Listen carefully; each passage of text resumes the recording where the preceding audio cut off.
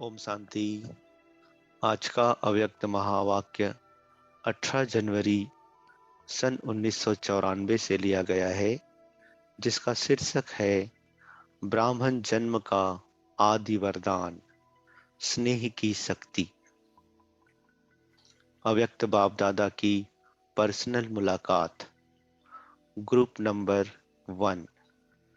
फल की इच्छा छोड़ रहम दिल बन, शुभ भावना का बीज डालते चलो। बाप दादा द्वारा सर्व बच्चों को इस संगम युग पर विशेष कौन सा खजाना मिला हुआ है? खजाने तो बहुत हैं, लेकिन विशेष खजाना खुशी का खजाना है। तो खुशी का खजाना कितना श्रेष्ठ मिला है। तो यह सदा साथ रहता है या कभी किनारे भी हो जाता है? जब अनगिनत मिलता है तो हर समय खजाने को कार्य में लगाना चाहिए ना। लोग किनारे इसलिए रखते हैं कि आई वेल अर्थात इमरजेंसी में काम आएगा, लेकिन आपके पास तो अथाह है। इस जन्म की तो बात छोड़ो, लेकिन अनेक जन्म यह खुशी का खजाना साथ रहेगा। अनगिनत है तो यूज करो ना। बाप दादा ने भी पहले भी सुनाया है कि प्राण चले जाए लेकिन खुशी नहीं जाए। इसलिए खुशी को कभी भी किनारे नहीं रखो और ही महादानी बनो,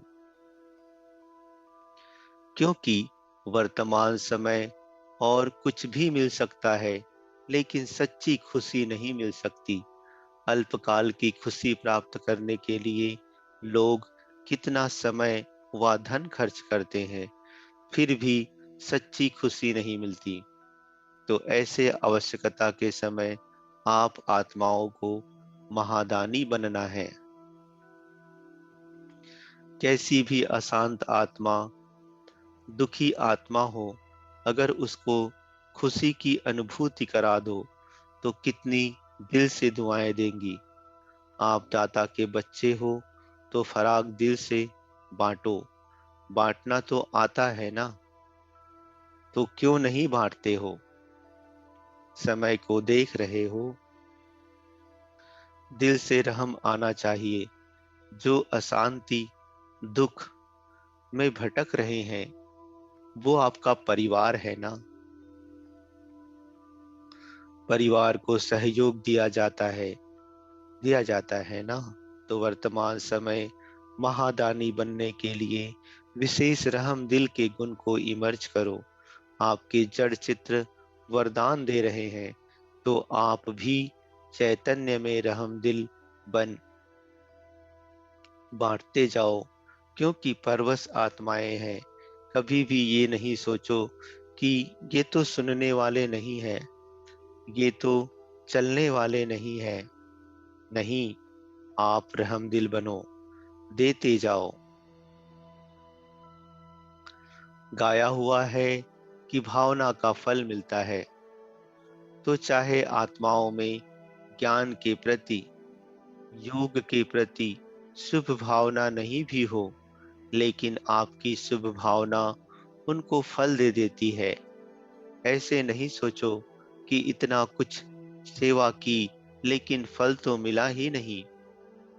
लेकिन फल एक जैसे नहीं होते। कोई सीजन का फल होता है, कोई सदा का फल होता है। तो सीजन का फल सीजन पर ही फल देगा ना। तो आपने शुभ भावना का बीज डाला, अगर सीजन का फल होगा तो सीजन में निकलेगा ही। वैसे भी देखो, जो खेती का काम करते हैं, तो जो सीजन पर चीज निकलने वाली होती है, तो ये नहीं सोचते हैं कि 6 मास के बाद ये निकलेगा, इसलिए बीज डालो ही नहीं। तो आप भी बीज डालते चलो। समय पर सर्व आत्माओं को जगना ही है।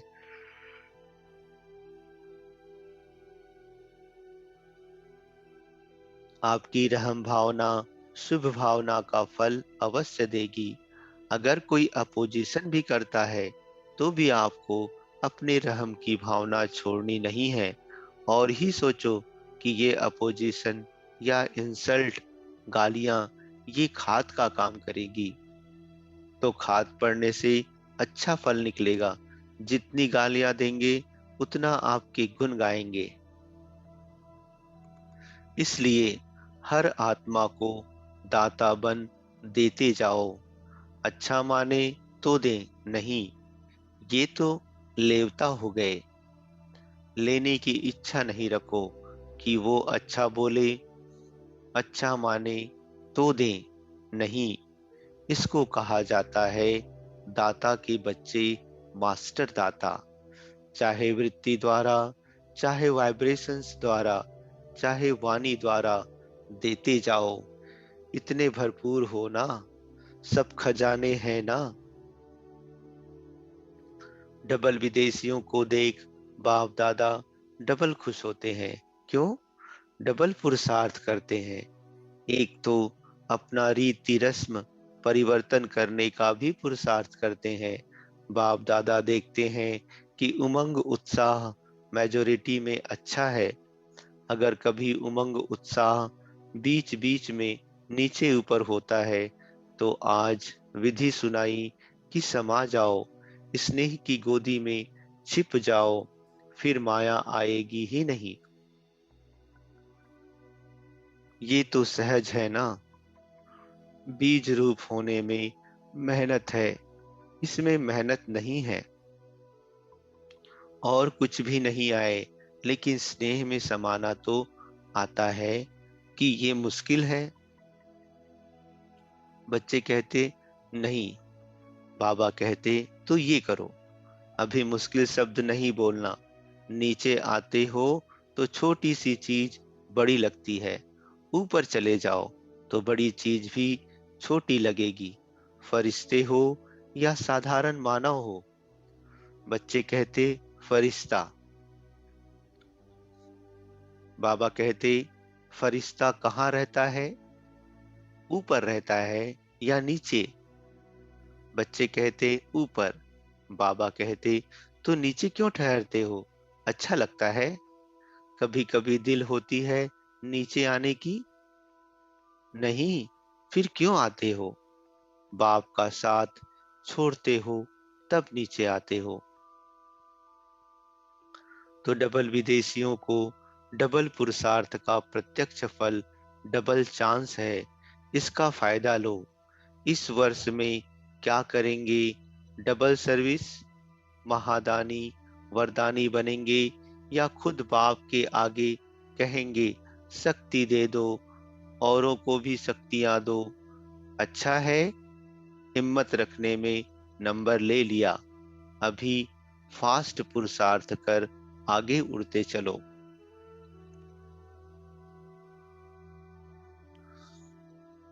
Group number 2।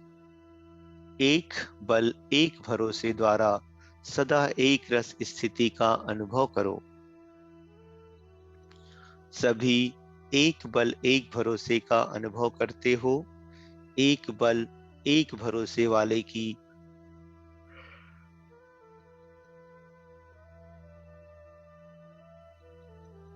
निशानी क्या होगी? एक बल एक भरोसे में रहने वाली आत्मा सदा एक रस स्थिति में स्थित होगी। एक रस स्थिति अर्थात सदा अचल, हलचल नहीं। तो ऐसे रहते हो कि कभी हलचल, कभी अचल। हलचल के समय एक बल एक भरोसा कहेंगे, या अनेक बल अनेक भरोसा कहेंगे। जब एक बाप द्वारा सर्व शक्तियां प्राप्त हो जाती हैं, तो एक बल एक भरोसा चाहिए ना। एक को भूलते हो तभी हलचल होती है। तो अचल रहने वाले हो ना। यहाँ आपका यादगार कौन सा है? अचल घर है या हलचल घर है? या अचल घर कभी हलचल घर हो जाता है? यादगार आपका ही है ना, फिर हलचल में क्यों आते हो? प्रैक्टिकल का ही यादगार बना है ना। तो सदा ये याद करो कि एक बल एक भरोसे में रहने वाले हैं, क्योंकि भक्ति में अनेक के ऊपर भरोसा रख करके अनुभव कर लिया है ना, तो क्या मिला? सब कुछ गंवा लिया ना। सतयुग का इतना सारा धन कहाँ गंवाया? भक्ति में गंवाया ना। अच्छी तरह से अनुभव कर लिया है ना। तो जब भी कोई ऐसे हलचल की परिस्थिति आती है, तो अपने यादगार अचल घर को याद करो। जब यादगार ही अचल घर है, तो मैं कैसे हलचल में आ सकती हूँ? ये तो सहज याद आएगा ना। एक रस स्थिति का अर्थ ही है कि एक द्वारा सर्व संबंध, सर्व प्राप्तियों के रस का अनुभव करना। तो अनुभव होता है कि बीच बीच में और कोई संबंध भी खींचता है। जब सर्व संबंध एक द्वारा अनुभव होता है, तो दूसरे संबंध में आकर्षण होने की तो बात ही नहीं है। सर्व संबंध का अनुभव है कि कोई कोई संबंध का अनुभव है। सर्व संबंध से बाप को अपना बनाया है कि कोई संबंध किनारे रख दिया है। सर्व है कि एक दो में अटेंशन जाता है। कोई का भाई में, कोई का बच्चे में, कोई का पुत्रे में। नहीं, निभाना अलग चीज है, आकर्षित होना अलग चीज है। तो नष्टो मोहा हो, पांडवों को पैसे कमाने में मोह नहीं है। ट्रस्टी होकर कमाना अलग चीज है। लगाव से कमाना, मोह से कमाना अलग चीज है। कभी धन में मोह जाता है, थोड़ा थोड़ा जाता है। क्या होगा, कैसे होगा, जमा कर लें, कुछ कर लें, पता नहीं कितने वर्ष के बाद विनाश होता है। 10 वर्ष लगते हैं या 50 वर्ष लगते हैं, ये नहीं आता। नष्टो मोहा बनकर, ट्रस्टी बनकर के चलना और मोह से चलना कितना अंतर है। नष्टो मोहा की निशानी क्या होगी? कभी कमाने में, धन संभालने में दुख की लहर नहीं आएगी।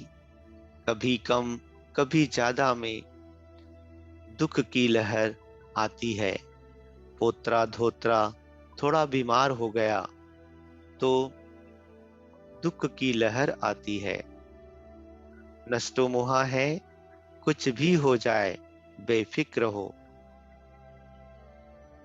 नष्टो मोहा अर्थात दुख और अशांति का नाम निशान नहीं।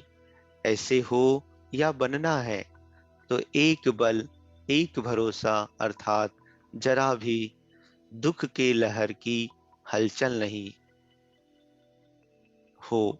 सदा ये स्मृति स्वरूप हो कि सदा एक बल एक भरोसे वाले हैं और आगे भी सदा रहेंगे। खुशी रहे कि मैं ही था, मैं ही हूँ और मैं ही बनूंगा। अच्छा, ग्रुप नंबर 3।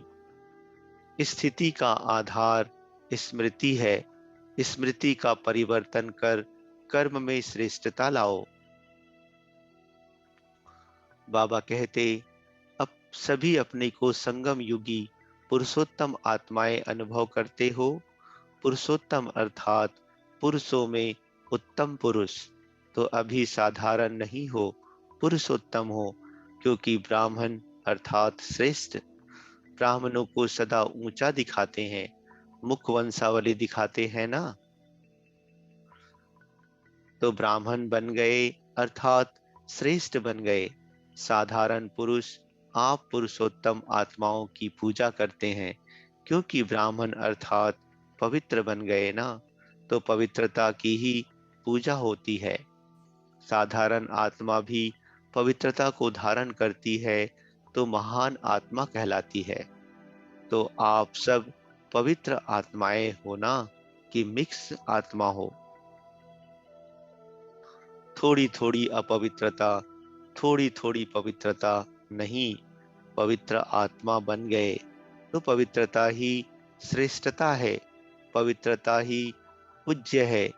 तो ये नशा रहता है कि हम पुजारी से पूज्य बन गए। ब्राह्मणों की पवित्रता का गायन है, कोई भी शुभ कार्य होगा तो ब्राह्मणों से कराएंगे, अशुभ कार्य ब्राह्मणों से नहीं कराएंगे। अशुभ कार्य ब्राह्मण करे तो कहेंगे ये नाम का ब्राह्मण है, काम का नहीं। तो आप नामधारी हो या कामधारी, नामधारी ब्राह्मण तो बहुत हैं, लेकिन आप जैसा नाम वैसा काम करने वाले हो। साधारण आत्मा नहीं हो, विशेष आत्मा हो। ये खुशी है ना? कल साधारण थे और आज विशेष बन गए।